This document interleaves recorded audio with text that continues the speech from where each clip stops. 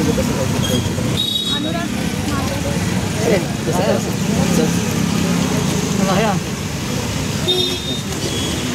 क्या बोलना चाहोगे मैम? आज जो है आरएमसी प्लांट जो बंद कराया गया था उसे फिर से चालू किया गया है, इस संदर्भ में आपका क्या कहना है?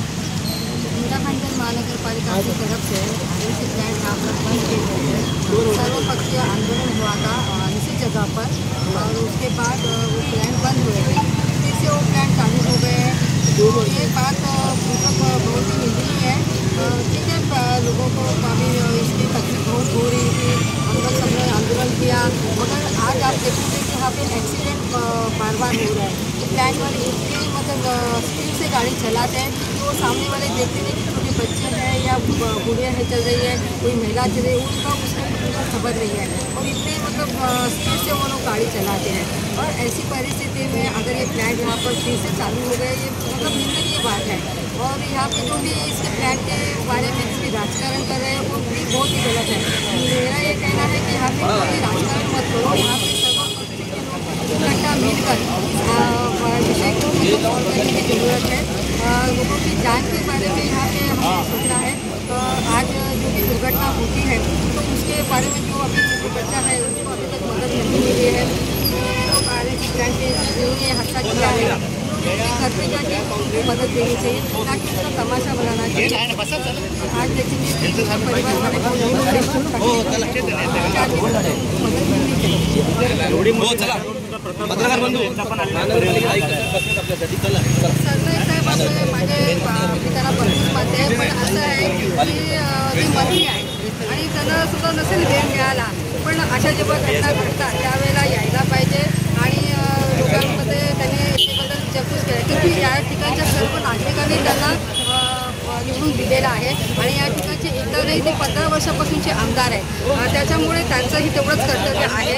आज या ठिकाणी ज्या पण मी बऱ्याचशा बाईट्स वगैरे ऐकल्या, यामध्ये सर्वजण म्हणतात की इथले स्थानिक नेते त्याला कारणीभूत आहे, तर असं होत नाही ना। सगळ्यांचे पत्रव्यवहार आहेत महानगरपालिकेमध्ये, सगळ्यांनी पत्रव्यवहार केलेले आहेत आणि आरएमसी प्लांटबद्दल पण सुद्धा सर्वांनी पत्रव्यवहार केले होते, परंतु त्याच्यावरती अजूनपर्यंत सुद्धा हा निर्णय झाला। सरनाईक साहेबांनी सुद्धा पत्रव्यवहार केलेले आहेत, तर त्यांच्या म्हणजे मंत्री महोदय आहेत ते आम्ही निवडून दिलेले मंत्री आहेत, असा तर त्यांच्यावरची विश्वास आहेच पूर्णपणे की नक्कीच ते काही ना काही याच्यामधून चांगला रिझल्ट आणतील। असं सांगितलेलं आहे की तुम्ही त्या टायमाला महापौर होते आणि महापौर मुख्यमंत्रीसारखा पॉवर असतात, तुमचा जेव्हा तुम्ही महापौर होते त्या टायमालाच हे आरएमसी प्लांट चालू झालेलं आहे, त्याचा विरोध तेव्हा तुम्ही का नाही केला? ऐका ना, आरएमसी प्लांटचा विरोध हा माझा पहिल्यापासून होता, जेव्हापासून आरएमसी प्लांट चालू झाले तेव्हापासून माझा विरोध आहे आणि मी मंत्री राज्यस्तरावरचा मंत्री दर्जा मला होता, ही गोष्ट मला मान्य आहे आणि त्यामध्ये आम्ही तो प्लॅन बंदही केला होता, पण वरील आमच्या पुढे पण मंत्री आहेत ना, वरच्या लेवलच्या मंत्री लोकांनी ते चालू केले असते आणि ते ही बाईट मी पहिल्यांदा पण दिलेली आहे। आणि राहिला प्रश्न की मी नगरसेवक आहे, त्या नगरसेवकाच्या पिरियडमध्ये मीच नाही, आपले सर्व नगरसेवक भारतीय जनता पार्टी सर्व नगरसेवकांनी याचा विरोध केला होता की हे प्लॅन हे बंद झाले पाहिजे। असा आरोप